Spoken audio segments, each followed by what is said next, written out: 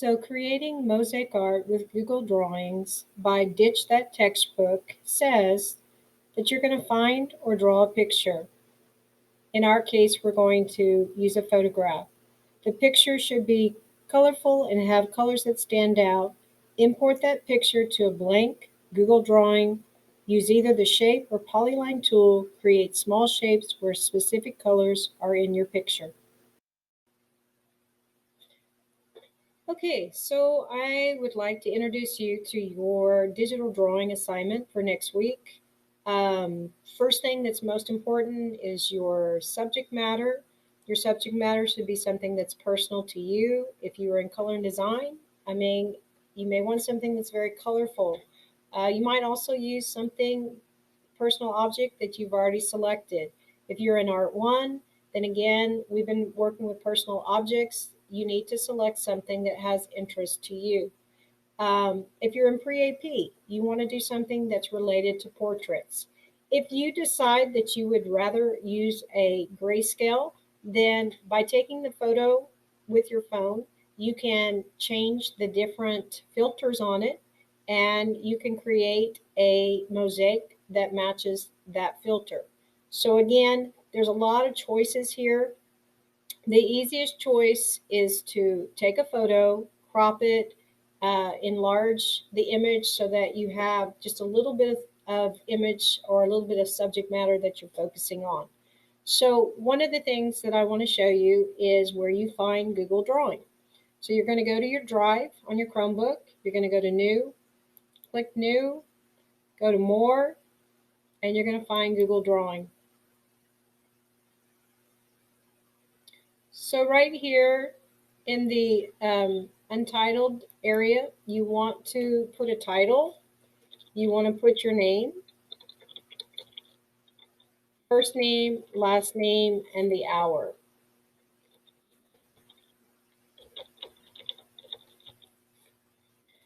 All right, so we're going to start with the shape box. We're going to click on it. We're going to find our rectangle. We're going to take the crosshairs and we're going to pull our rectangle and fill the box. Once we've done that, we want to go to the fill color and we want to hit black. So this is going to be your grout. Your grout is the negative space. It's what's in between. If you look at tiles in a bathroom, it is the in between each tile there is a it's grout. So it looks like it could be any color. So if you decide that you want to change this color, you can change this color as well. So first things first, you've taken your photograph, you've cropped it, and now you're going to insert it. You should know how to upload your photos into your Drive.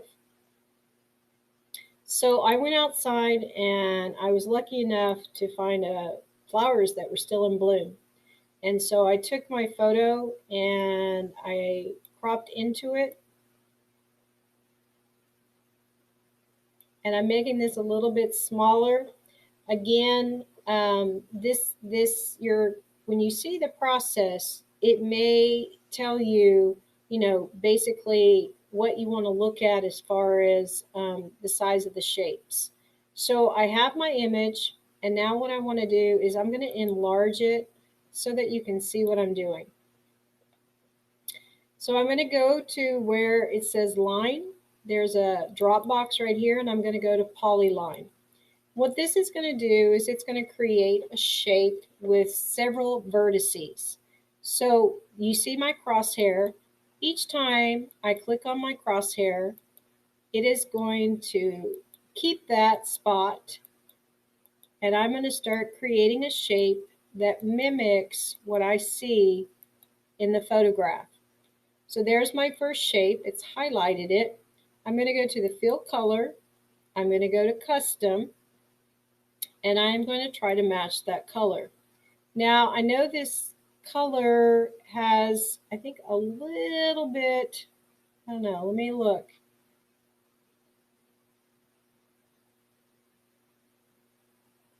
I don't know if it's more orangey or if it's more pinkish. It almost looks like it's more pinkish. So I think I'm going to go to the other side with my custom to where it's red with a little bit of the violet. Okay, so that's close.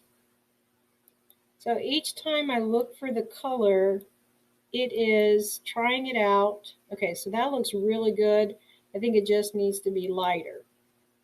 So you can see here that it's keeping the colors that I've tried, so I can always go back and use those colors again. I'm going to try to make it a little bit lighter.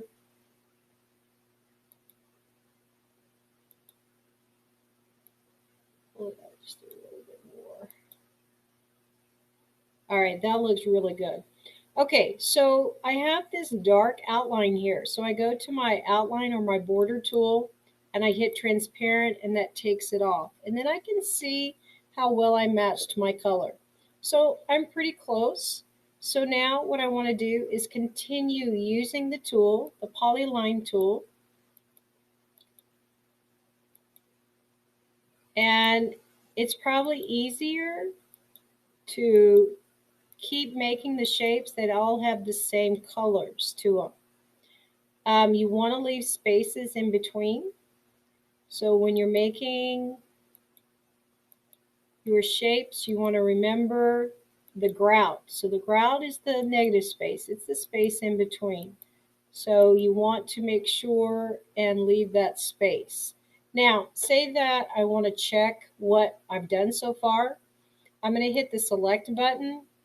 I'm going to click on the background and I'm going to hit the backspace. And that's going to show me the shapes that I've created. And then if I want my picture back, I hit the undo and then I have my picture back again. So again, it makes more sense if you find a color that's working. Here I'm going to activate the polyline tool again. And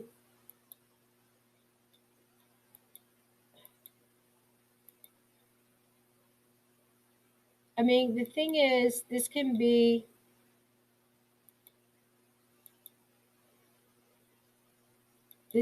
really detailed, or you may decide that you want, see, I can just hit that last color and I know that I have it, hit the transparent, or if I want to, I can go in there and I can make a larger shape.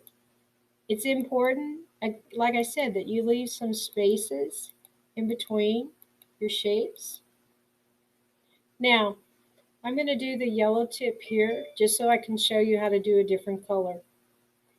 So my polyline tool is activated.